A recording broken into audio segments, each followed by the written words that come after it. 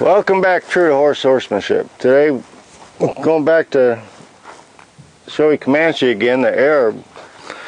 I don't know if I think I touched on it earlier, but I'm really going to touch on it now. Number one, he was trained with cattle prod.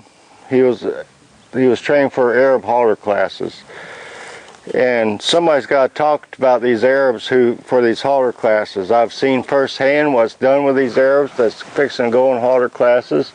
And no, all trainers don't do it, but there's a lot of them out there doing it because the bottom line, they want these Arabs in the halter classes to look pretty and elegant and actually flighty. Everything that you don't want in a horse and halter, that's what you see at a show.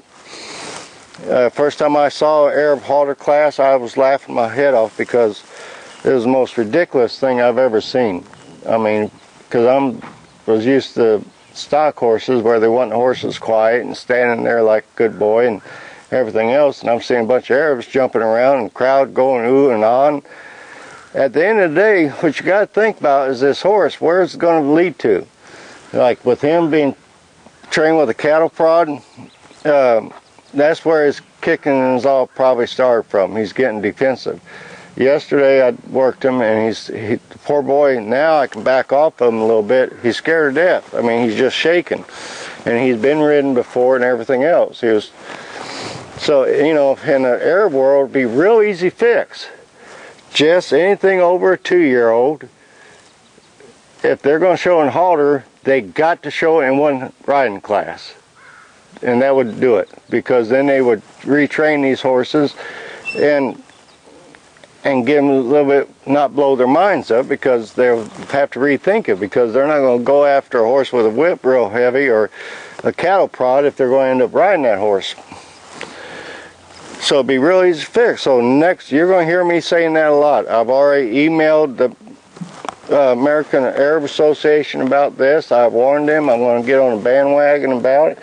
You know, everybody out there, even in the Arab world, buck up. Come on, let's get to the plate and hit a home run. Get out there and start speaking out instead of just saying, well, it's pretty.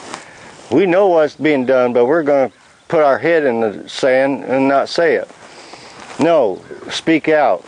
Change it.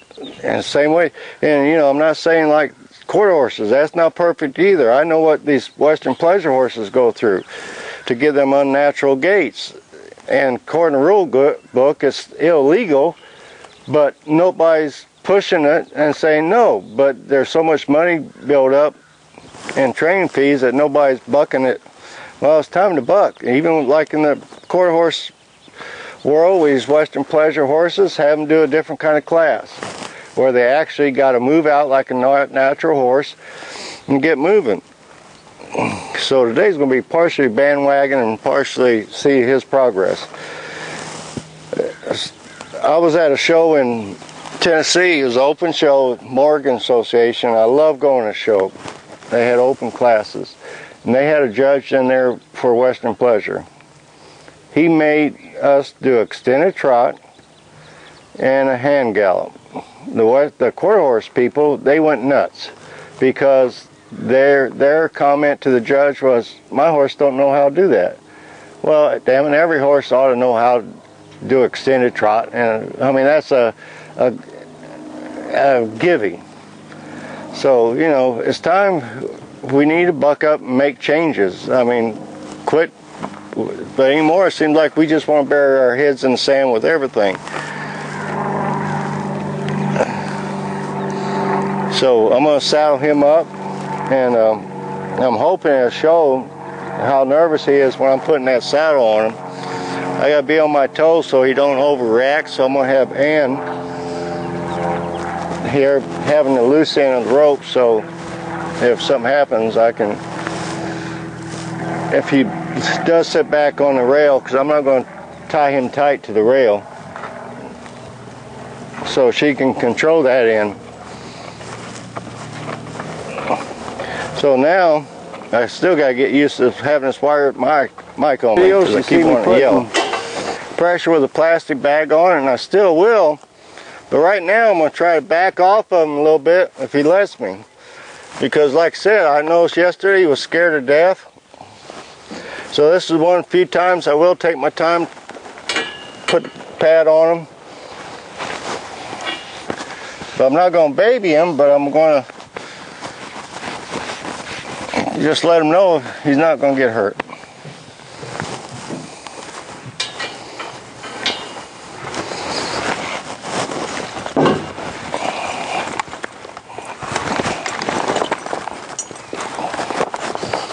This horse is very reactionary because, like I said, somebody took a cattle prod to us. After a while, we're going to get really reactionary. We're not going to put up with it.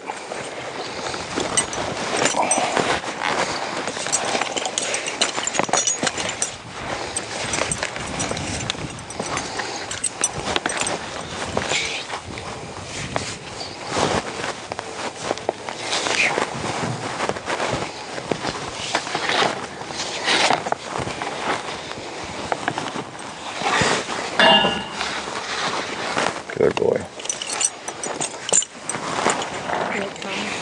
Huh? Okay.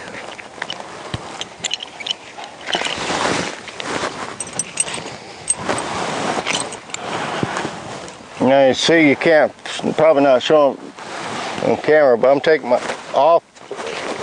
Let it go. Easy. Easy.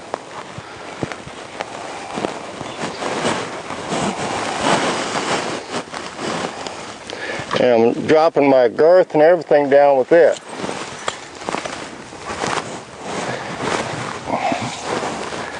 And yeah, I got a little jumpy because he's, like I said, I've seen this boy in action. But if you notice, every time I kept my hand on him, so if he did get something, he'd just push me out of the way instead of jumping on top of me.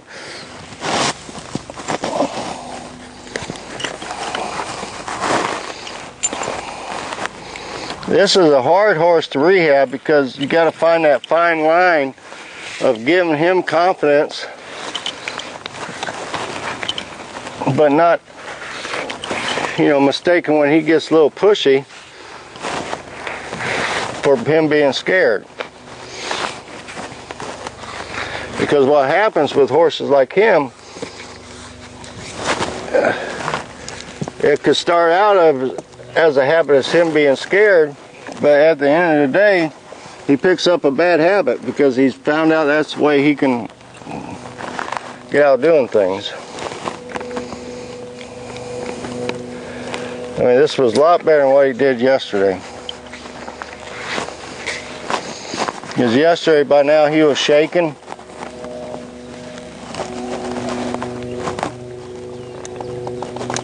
Even when I hooked up my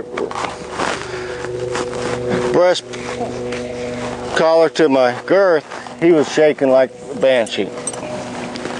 So I just took my time and just patted on him and let him relax a little bit. You just hold on that hand. So this time we're going to still go back with plastic bag. Because I want to keep up with that. Even if I'm riding him, we're still going to go to plastic bag.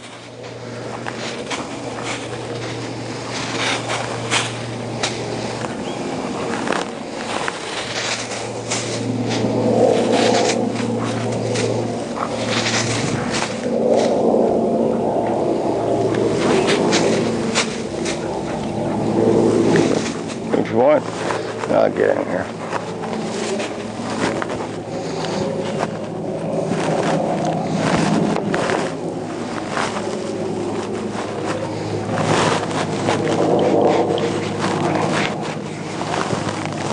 So from now on, every time I work him, even if I don't plan on riding him, I'm going to saddle him up.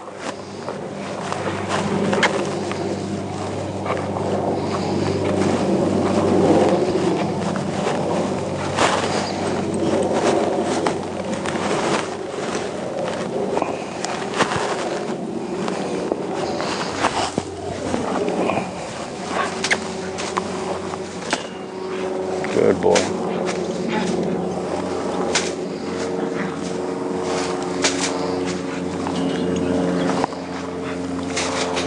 Oh. Kate!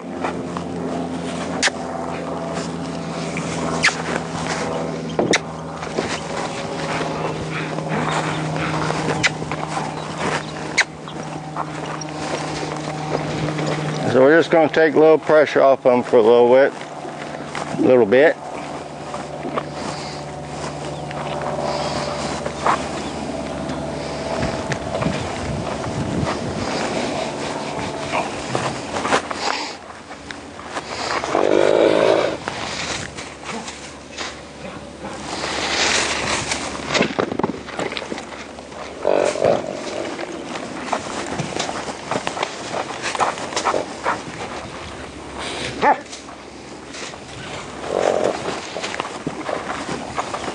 Nice thing, if y'all remember right, he was striking, trying to kill this bag.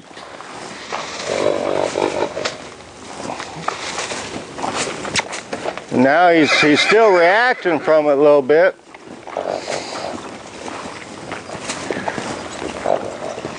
But it's more positive.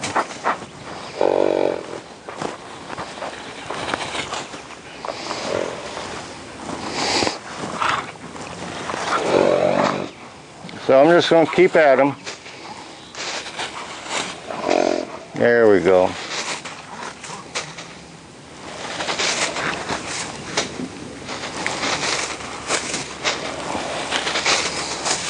And other than what y'all have seen on tape, I think I've worked with him one time. I'm trying to get it all on tape as I can. And I stand there good. I'm going to take the pressure off of him. Get him to come to me.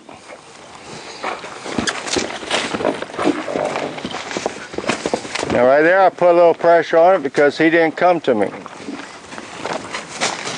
But you're not going to see me run him around for an hour or so to get him to come to me. I'm going to use half my round pin and block him off.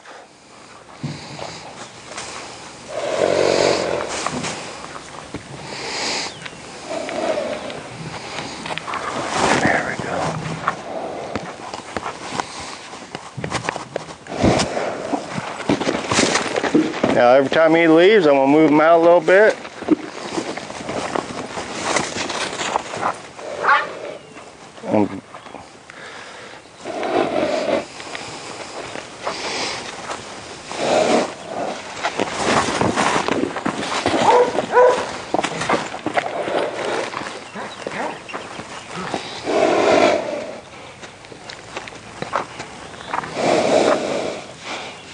Right now, that's all this boy needs. He needs the plastic bag work, but he also needs just for me to let him know I'm his safety net.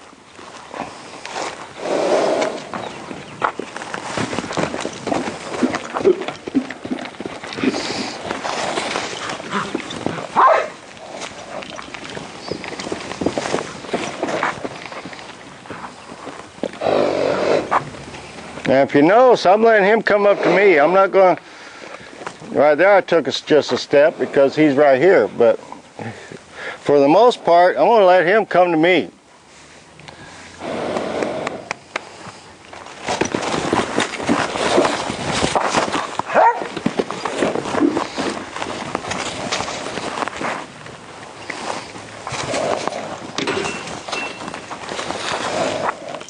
You know, some people, I can hear them now, so why don't they shut that damn dog off? It's like, well, this horse really needs that damn dog.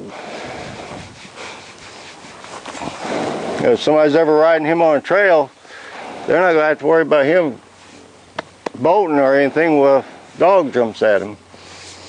You know, help with other loud noises too.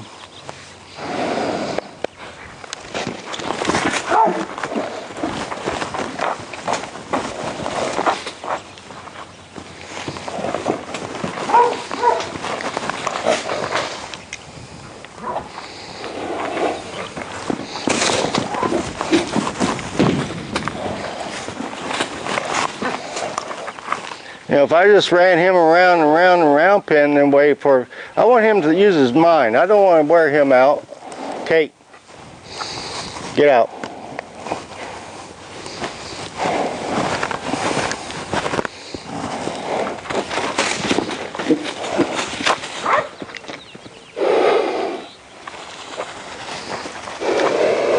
I want to keep that mind active.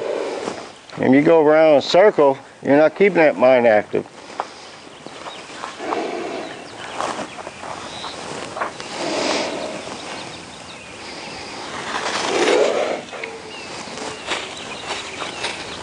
Now right now, see, my body language has changed. I'm not telling him with the bag I want him to turn or move off. I'm standing straight up.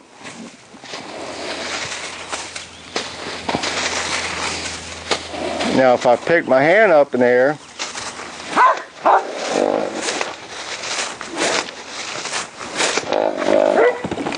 see, my body changed. I'm in a forward move. If you watch the top part of my body, I'm doing a forward movement.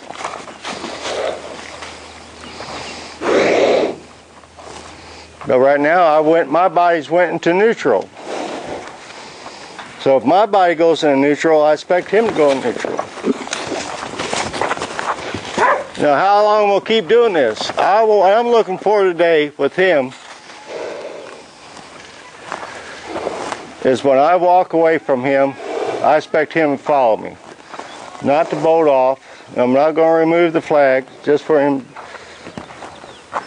And right there, he's thinking about doing it. So I'm just going to stand my ground and not do anything.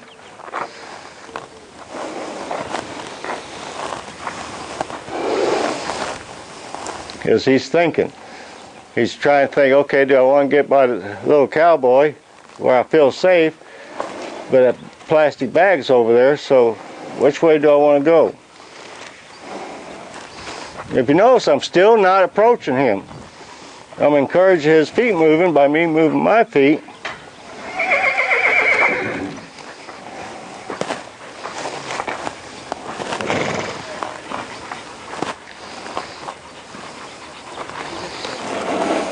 There. You know, you got to break it down in steps, keep it simple, and then get back to real horsemanship, and don't put a bunch of flu-fla and fancy words. And if you notice, I never talk fast. There's one guy out there, he talks so fast, by the time he's done talking, I don't understand a damn word he's done said. Good boy. So right now, some people say, well, you know, he's a little bit calmer, why don't you just jump on the saddle? That's not what this horse needs. You know, people's already been on his back. If I get him totally relaxed with the flag and everything, then when I get on him, he's going to be a different horse.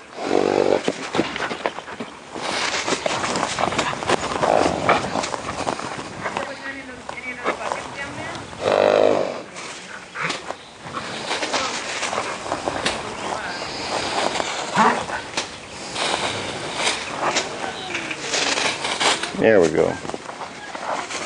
There. Now I lost them, but that was pretty good.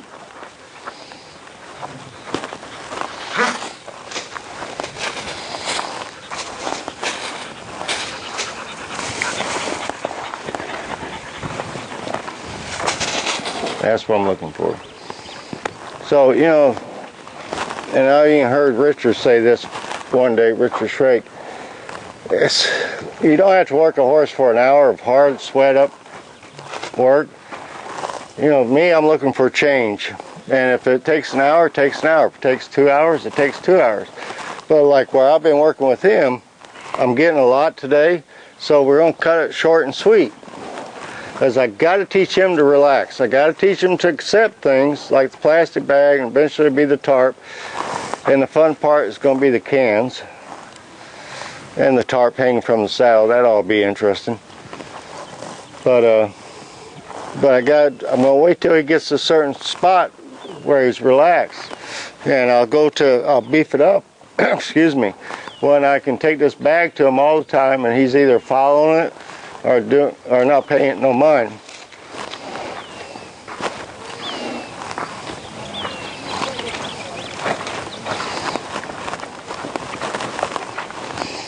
But you know, that's all been caused by him training for a certain class, for the halter class. They didn't think about him ever having to be ridden, and didn't take the horse in consideration.